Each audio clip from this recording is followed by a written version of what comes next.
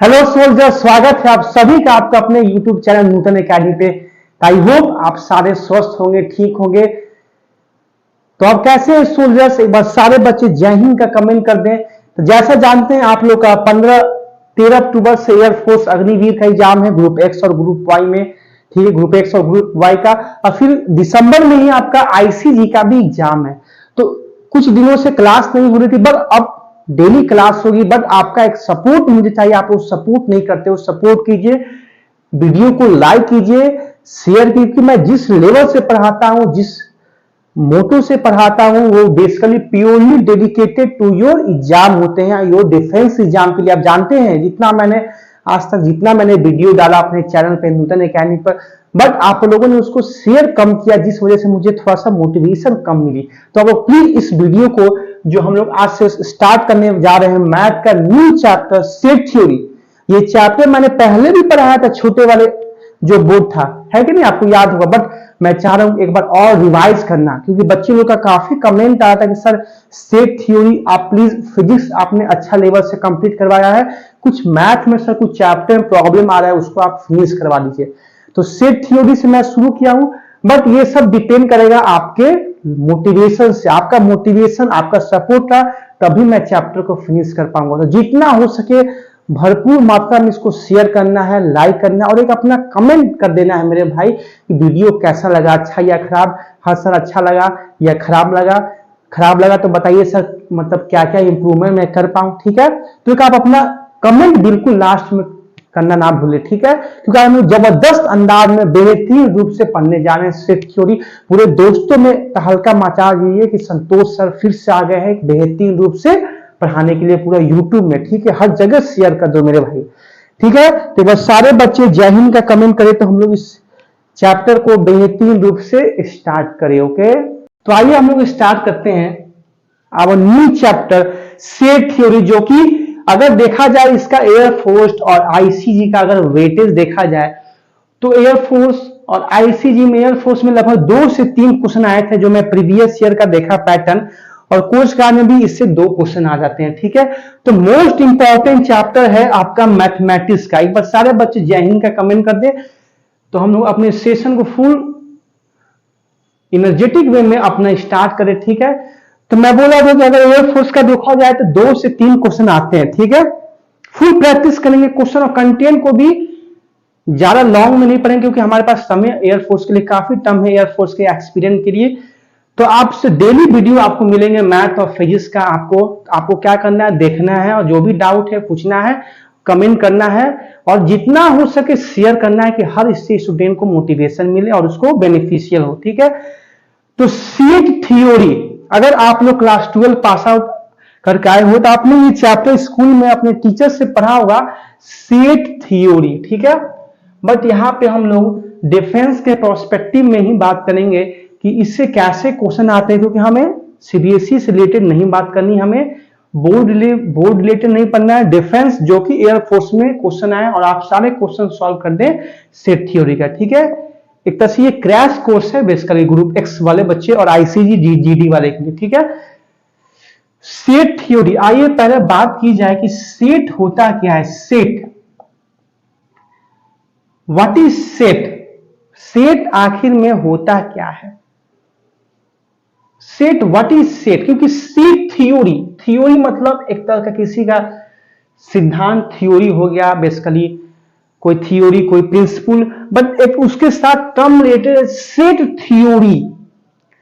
तो सेट होता है मेरे भाई, मैं इसका डिफिनेशन लिखता हूं बिना टाइम वेस्ट किए, a well defined collection of object, a well defined collection of object, इसी को बोलते हैं हम लोग सेट।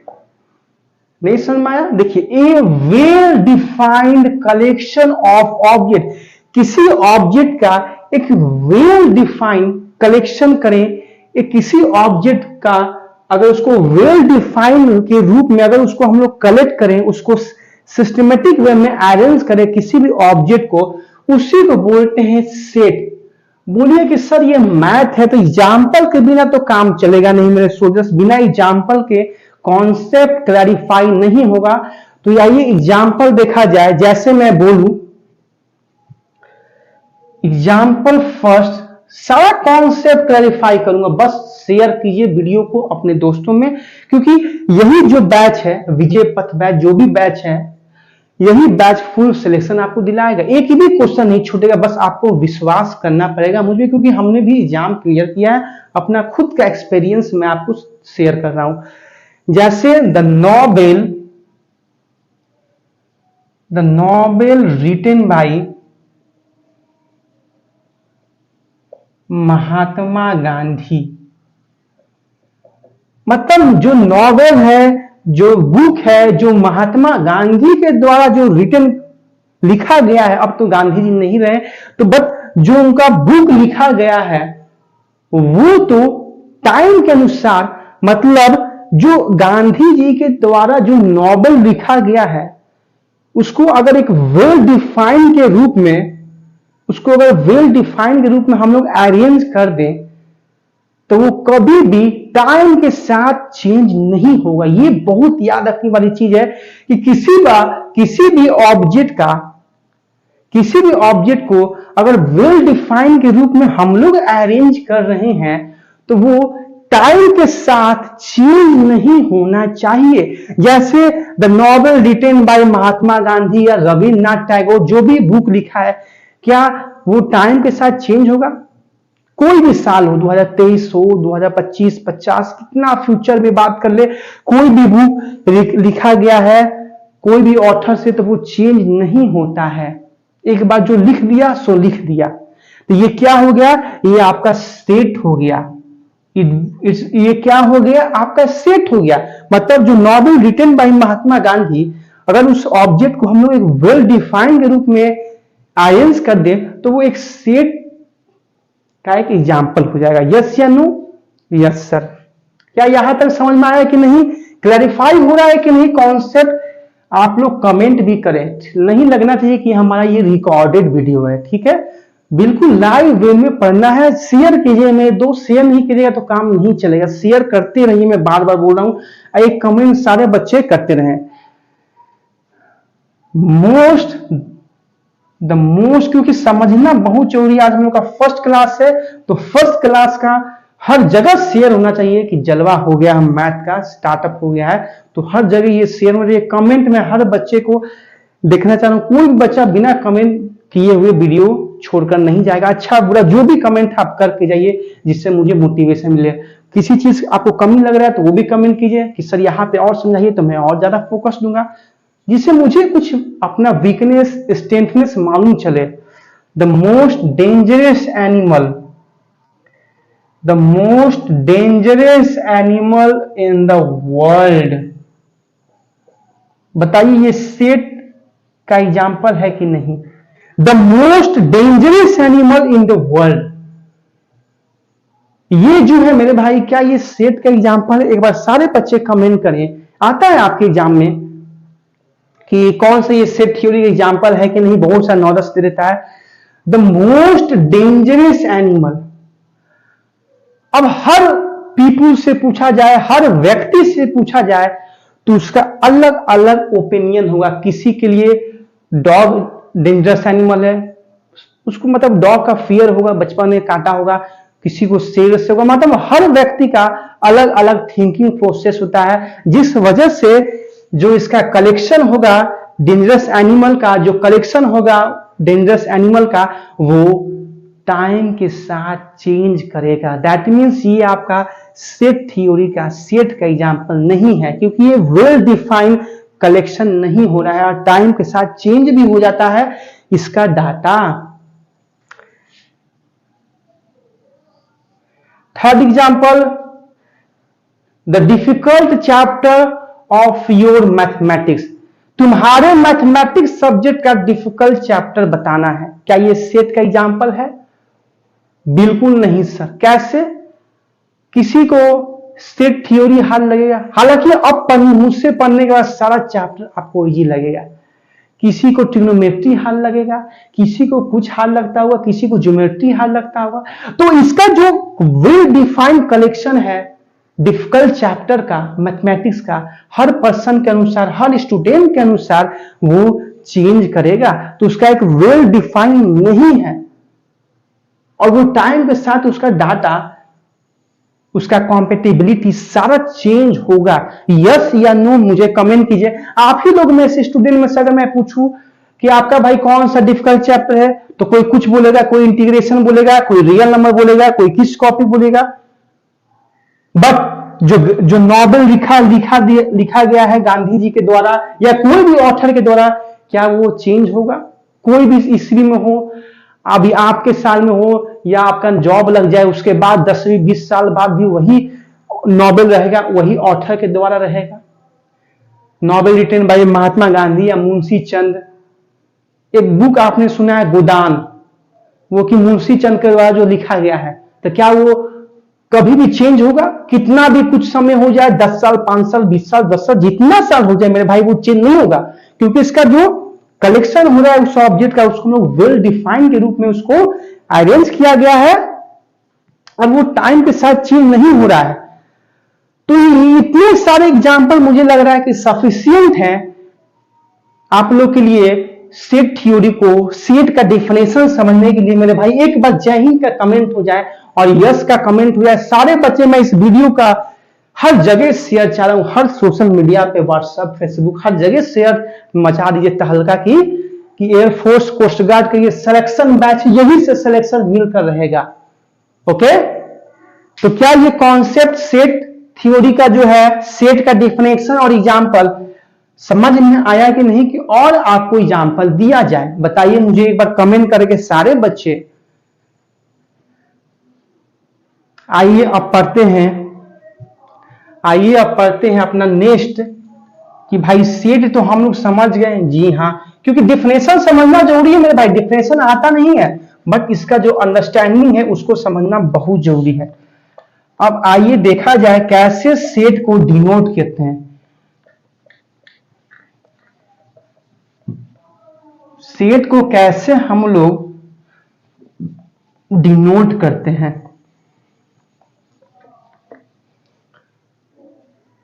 तो सेकंड पॉइंट लिखेगा, मैं बुक देखकर डेफिनेशन नहीं लिखवाऊंगा, जो अपना जो कॉन्सेप्ट है, जो अपना एक बेसिक अंडरस्टैंडिंग है, उसी के पॉइंट रिलेटेड मैं आपको लिखवाऊंगा, जिसको आपको नोट डाउन करना है अपने कॉपी में या याद रखना है। ठीक है, क्योंकि आप यही क्लास है, सारा समझ लीजिएगा, बस आपको रिवाइज करने की जरूरत है एक बार घर में।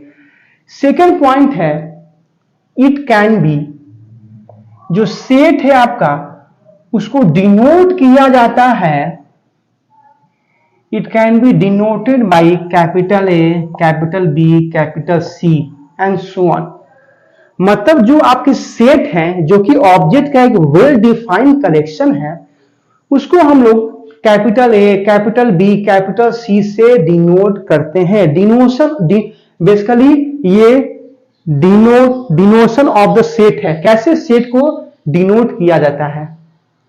थर्ड पॉइंट लिखेगा, रिप्रेजेंटेशन ऑफ सेट, कैसे सेट को रिप्रेजेंट कीजिएगा। ये भी बहुत इंपॉर्टेंट है, क्योंकि जब भी सेट का हम लोग बात करेंगे, जब इसका क्वेश्चन और थ्योरी देखेगा, तो रिप्रेजेंटेशन से ही, क्योंकि मैथ पढ़ रहे हैं तो सारा जो इसका प्रॉब्लम अप्रोच है या थ्योरेटिकल कॉन्सेप्ट है, सारा हम लोग मैथमेटिकल एनालाइजिंग टूल से ही करेंगे। मतलब मैथमेटिकल सिंबॉलिक फॉर्म से ही सारा कॉन्सेप्ट को क्लैरिफाई करेंगे। तो इसको रिप्रेजेंट करते हैं हम लोग कर्ली ब्रैकेट से।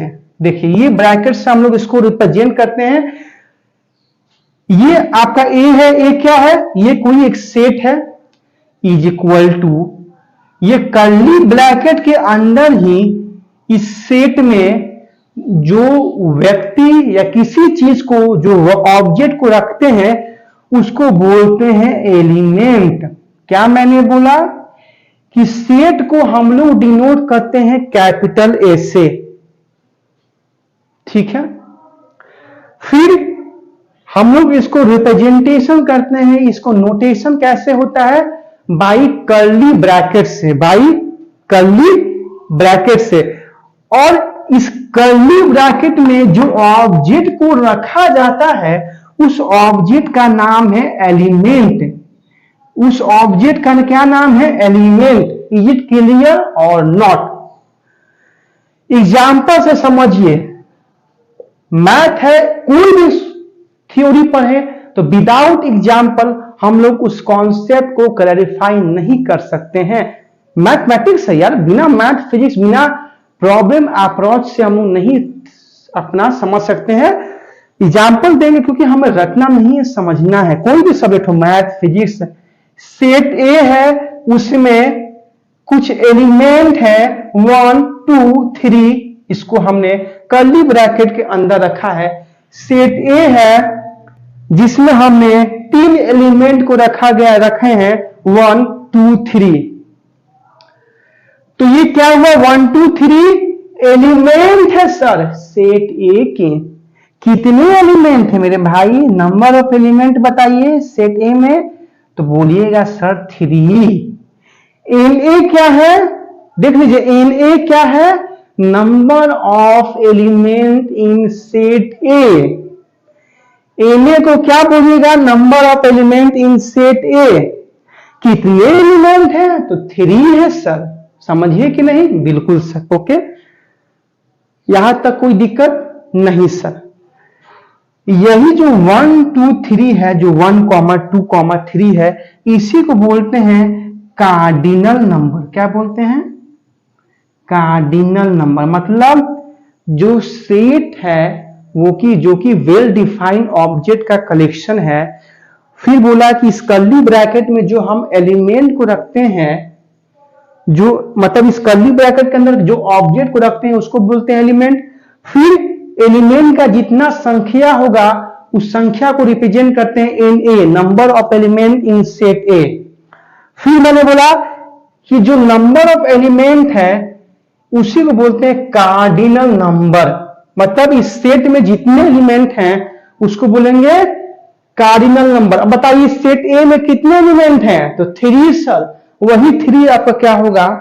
कार्डिनल नंबर होगा। वही 3 क्या होगा? आपका कार्डिनल नंबर होगा। तो बस सारे बच्चे कमेंट करें कि सर समझ में आया कि नहीं, मजा आ रहा है कि नहीं क्लास में। एक बार कमेंट करें यार, एक बार शेयर होना चाहिए वीडियो को जितना हो सके। मैं कल देखना चाहूँ इस वीडियो का कितना शेयर आप लोग कर रहे हैं हर सोशल मीडिया पर अपने फ्रेंड में, कि हर बच्चा बेनिफिशियल हो, जो भी जिसके पास शिक्षा नहीं पहुंच रही है, जिसको, क्योंकि ये फ्री ऑफ कॉस्ट मेरे पास मेरे भाई वीडियो बना रहा हूं। इतना तो आप कर सकते हैं, हर ग्रुप में शेयर तो कर सकते हैं अपने फ्रेंड के पास जो कि एयरफोर्स का तैयारी कर रहा है, उसके पास पैसा नहीं है कि वो कोचिंग जाए, तो वो ये फ्री ऑफ कॉस्ट वीडियो ले सकता है, जो कि 100% सिलेक्शन की एक 100% सिलेक्शन का एक गारंटी है। क्योंकि मैंने एयरफोर्स एक नहीं 2 बार निकाला है, 2 बार, और हमेशा एक बार तो मेरिट आउट हुआ, एक बार पुशअप में। ठीक है, तो क्या समझ में आया कि नहीं कॉन्सेप्ट? क्या हम लोग आगे बढ़े? जी सर। आपका कमेंट आएगा तभी हम लोग आगे बढ़ेंगे सोल्जर्स।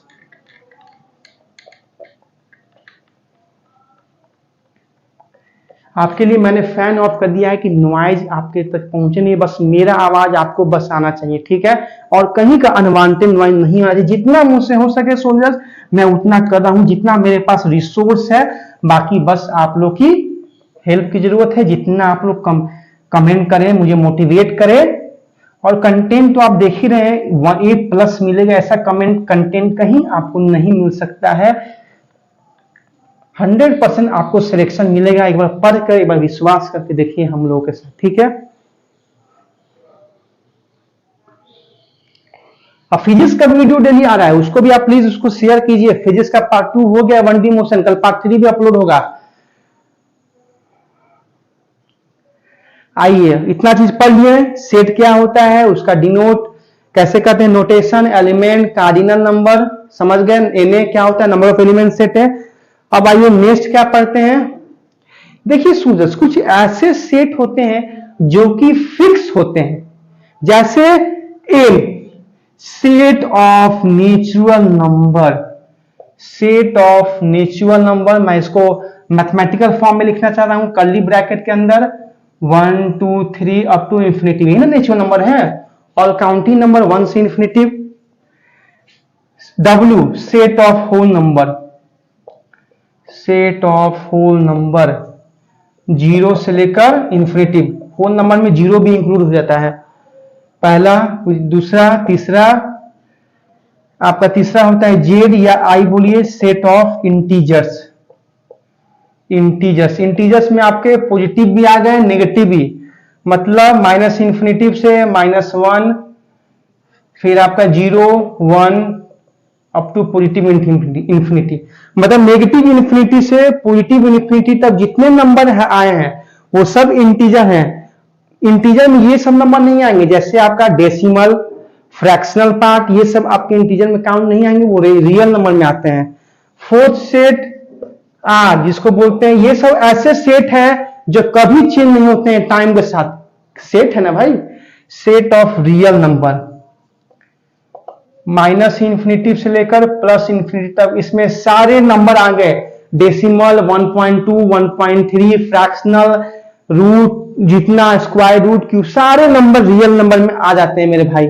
फिर आपका एक फिफ्थ सेट होता है set of Q, capital Q है, जिसको बोला जाता है रेशनल नंबर का सेट, जो कि इसमें जो नंबर होते हैं p बाई क्यू के फॉर्म में होते हैं और q आपका जीरो के इक्वल नहीं होता है। मतलब रेशनल नंबर आपने पढ़ा हुआ जूनियर क्लास में कि नंबर जो कि p बाई क्यू के फॉर्म में हो, और p and q are integers but q जो है वो आपके जीरो के इक्वल नहीं होना चाहिए। जो आपके q है वो आपके जीरो के इक्वल नहीं होना चाहिए। इज इट क्लियर और नॉट? जो आपका q है वो जीरो के इक्वल नहीं होना चाहिए। यहां तक नोट डाउन किए, कमेंट कीजिए। आइए एक और सेट होता है जो कि सारे सेट का यूनिवर्सल सेट कहलाता है, set of C, complex number, जिसको हम लोग a प्लस आई बी के फॉर्म में लिखते हैं। a प्लस आई क्या है? आयोटा है। कॉम्प्लेक्स नंबर में जब मैं पढ़ाऊंगा तो इसमें हम लोग पूरा अच्छा से चैप्टर को पढ़ेंगे, बट ये जान लीजिए a प्लस आई बी के फॉर्म में हम लोग कॉम्प्लेक्स नंबर के जो नंबर होते हैं उसको हम लोग रिप्रेजेंट करते हैं। तो कॉम्प्लेक्स नंबर में सारे आ जाते हैं number, real number, integer, whole, natural number, rational number. Iota मतलब 2 प्लस 3i, आयोटा का वैल्यू होता है i equal to under root -1, क्योंकि under root 1, under root 2, under root 3 ये सब का तो वैल्यू आप जानते हैं, निकालते हैं, बट अंडर रूट -1 ये तो आप नहीं निकाले, इसी को बोलते हैं आयोटा, आई, इसका यही वैल्यू होता है। तो समझिए कि ये सारे भी नंबर जो हाइपोथेटिकल है वो सारे नंबर इस कॉम्प्लेक्स नंबर के सेट में आते हैं। ठीक है, तो मतलब देखा जाए तो पहले कॉम्प्लेक्स नंबर जो है ये 6 सेट में कॉम्प्लेक्स नंबर सबसे बड़ा है। सबसे बड़ा कहने का मतलब है कि इसमें सारे नंबर आ जाएंगे। फिर उसके बाद कॉम्प्लेक्स नंबर के बाद आपका आ जाएगा रियल नंबर, फिर आपका आ जाएगा इंटीजर, फिर आपका रेशनल, फिर होल, फिर नेचुरल। ऐसे इसको आप अरेंज कर दीजिएगा डिसेंडिंग टू असेंडिंग ऑर्डर में। तो क्या यहां तक आपको कंफ्यूजन हुआ कि समझे? एक बार सारे बच्चे कमेंट करें, कॉन्सेप्ट क्लैरिफाई हो रहा है कि नहीं? पहला क्लास से सेट थ्योरी का मजा आ रहा है कि नहीं? मुझे भाई एक बार कमेंट करें कि कॉन्सेप्ट क्लैरिफाई नहीं हो रहा है। बस ये जो मेहनत है, ये डेडिकेशन है सिर्फ मेरे स्टूडेंट्स आप लोगों के लिए। जब तक परिश्रम नहीं कीजिएगा तो सफलता कैसे मिलेगी? परिश्रम से ही हमें सफलता मिलती है। तो मेहनत करते रहिए और अपने पे विश्वास रखते रहिए और बड़ों का इज्जत सम्मान करते रहिए। ठीक है, टीचर, गुरु, माँ बाप। ठीक है, आइए पढ़ते हैं अपना और आगे का जो है कॉन्सेप्ट उसको प्रोसीड करते हैं। इसको नोट डाउन करते रहिएगा मेरे भाई। ठीक है, वीडियो पॉज करके नोट डाउन करते रहिएगा। आपका सपोर्ट रहा तो मैं जल्द ही, मैं हमेशा बोलता हूं कि प्रोजेक्टर लूंगा यार, बट थोड़ा सा फाइनेंशियल बजट है, थोड़ा सा आप लोगों का सपोर्ट रहा तो जल्द ही हम लोग लाइव क्लास में फुल इसके, अभी भी हम लोग को इंटरेस्ट लग रहा है बट और उससे मजा करेंगे। ठीक है,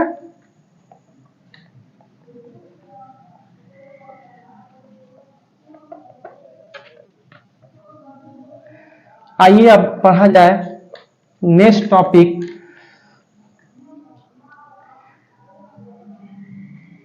कुछ मैथमेटिकल टर्म है जिसको मैं क्लियर करना चाह रहा हूं, जैसे बिलोंग। बिलोंग मतलब क्या होता है? सब बोलेगा सर आप इंग्लिश में कैसे घुस गए सर? अरे बिलोंग मतलब ये तो सर प्रीपोजिशन पढ़ाने लगे क्या सर, बिलोंग, बिसाइड, बिफोर, नहीं भाई। जी हाँ, मैथ में सारे सब्जेक्ट अपने में इंटरलिंक है मेरे भाई। बिलोंग ये प्रीपोजिशन है, इंग्लिश में आपने पढ़ा होगा, बस मैथ में भी इसका यूज आएगा। यहां पर हम लोग बिलोंग को इस साइन से रिप्रेजेंट करते देख रहे हैं, यही बिलोंग का नोटेशन है। ठीक है, कैसे बोलते हैं इंग्लिश में, this house is belong to me, ये हाउस मुझसे बिलोंग करता है, ये मेरा हाउस है। ठीक है, तो बिलोंग का ये नोटेशन होता है। जैसे कोई आपका एक सेट है, उसके अंदर कुछ एलिमेंट है, जैसे 1 2 3 4, कोई सेट है ए जिसमें कितने एलिमेंट है मेरे भाई, 4, ये 4, इसके कितने कार्डिनल नंबर है, तो 4। ठीक है, कॉन्सेप्ट क्लियर, यस सर।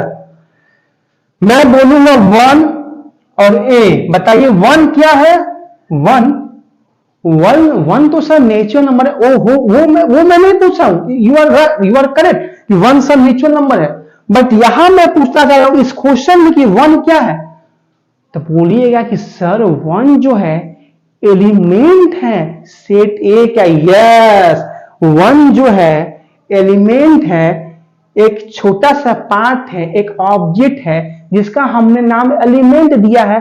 तो 1 क्या है, एलिमेंट है। किसका एलिमेंट है, देखिए एलिमेंट मतलब अब केमिस्ट्री में दिमाग चल गया है सर, एलिमेंट तो थोड़ा सा लग रहा होगा सर, एलिमेंट, कंपाउंड, मिक्सर, बिल्कुल सारे सब्जेक्ट मेरे भाई लिंक है। वहां पे एलिमेंट, वहां पे एलिमेंट एटॉमिक स्ट्रक्चर पर हम लोग डिफाइन करते हैं कि एलिमेंट प्योर सब्सटेंस है जो कि बना है सेम काइंड ऑफ एटम से, पढ़ते हैं कि नहीं, बिल्कुल सर। यहां पे एलिमेंट मैथमेटिकल टर्म में पढ़ रहे हैं, एक ऑब्जेक्ट को डिफाइन कर रहे हैं मेरे सोल्जर्स। तो 1 क्या है, एलिमेंट है। तो ये सेट ए से क्या कर रहा है, बिलोंग कर रहा है कि नहीं, तो बिलोंग का कैसे साइन करेंगे, आप बिलोंग तो लिखेंगे नहीं, इंग्लिश तो है नहीं, तो मैथमेटिक्स है तो मैथमेटिकल टर्म लगाएंगे। तो 1 बिलोंग टू ए, क्लियर हुआ कि नहीं मेरे भाई, बिल्कुल क्लियर हुआ। मजा आ रहा है कि नहीं, बिल्कुल मजा आ रहा है। आइए, कोई सेट है ए जिसमें एलिमेंट है 1 2, आइए कुछ ये क्वेश्चन आपका पीवाईक्यू है एयरफोर्स का। अब लेवल धीरे धीरे बढ़ेगा मेरे भाई, हमेशा मजा ही नहीं आएगा, लेवल बढ़ाते जाऊंगा, बट कॉन्सेप्ट को क्लैरिफाई करते करते। तो ये 2 क्या है, आप बताइए 2 क्या है, एलिमेंट है सेट ए का। तो 2 बिलोंग कर रहा है कि नहीं, यस सर। अगर नहीं बिलोंग करेगा ना, इसको आप लोग ऐसे क्रॉस से मार्क कर दीजिएगा, मैं अभी बता ही देता हूं। देखिए जैसे 5, क्या 5 जो एलिमेंट है इस सेट ए में है, नहीं है, तो 5 does not belong to set A. मैं यहां से क्वेश्चन पूछ रहा हूं, 3 ए में है कि नहीं, देखते हैं क्या आप लोग रिप्लाई देते हैं, यस सर, तो लगा दीजिए बिलोंग टू। कितने बच्चे बोल रहे हैं कि 3 बिलोंग टू ए है, क्योंकि मुझे पहले बताइए कि सेट में कितने एलिमेंट है, सारे बच्चे मुझे कमेंट करें पहले कि सेट में कितने एलिमेंट है, तो 4, ठीक है, सब सारे बच्चे सही बोले हैं। तो 3 बिलोंग टू ए, तो बोलेंगे हाँ सर 3 तो इसमें है ही। थोड़ा सा आंख खोल के थोड़ा सा अच्छे से देखो यार, 3 के आगे हमने ब्रैकेट में इसको हमने ब्रैकेट के अंदर 3 को रखा है, मतलब 3 बहुत खास है, सोना है, गोल्ड है, प्रीसियस आइटम है, तब मैं इसको हमने पूरा बंद करके, डिब्बा में बंद करके हमने इसको रखा है, तो कुछ खास है तब ना। तो बोलेंगे हाँ सर खास तो है। तो अब ये जो 3 है, ये जो 3 है, इसके सामने हम लोग बिलोंग्स टू ए लगाएंगे, क्योंकि ये 3 जो है, जो ब्रैकेट के अंदर है, वो बिलोंग करेगा ए का। समझ में आया कि नहीं, कॉन्सेप्ट क्लैरिफाई हुआ कि नहीं, कॉन्सेप्ट क्लैरिफाई हुआ कि नहीं मुझे बताइए। क्योंकि बेसिकली ये जो 3 है, ये आपका एक एलिमेंट है, बिल्कुल एलिमेंट है, इस सेट ए में है, तो ये बिलोंग कर रहा है ए का। तो कॉन्सेप्ट क्लैरिफाई हुआ कि नहीं मेरे भाई, बिलोंग्स टू तक। अब कल के लेक्चर में हम लोग और इंटरेस्टिंग पढ़ेंगे, छोटा छोटा ही पढ़ेंगे बट कॉन्सेप्ट के साथ पढ़ेंगे, फोड़ेंगे एग्जाम को, यही आपका बैच सिलेक्शन दिलाएगा। बट मुझे इस वीडियो को जितना हो सके मैं देखना चाह रहा हूं कितना तक आप इसको शेयर करेगा, बिना वीडियो को देखे हुए मत जाइएगा कमेंट किए हुए। ये मुझसे आप एक प्रॉमिस करके जाओ सोल्जर्स, प्लीज मुझ पर आप विश्वास कीजिए। एक भी लेक्चर आपको फुल डेडिकेशन वे में मिलेगा एयरफोर्स, एक भी क्वेश्चन नहीं छूटेगा, छूटेगा तो आप मुझे कहिएगा, ठीक है।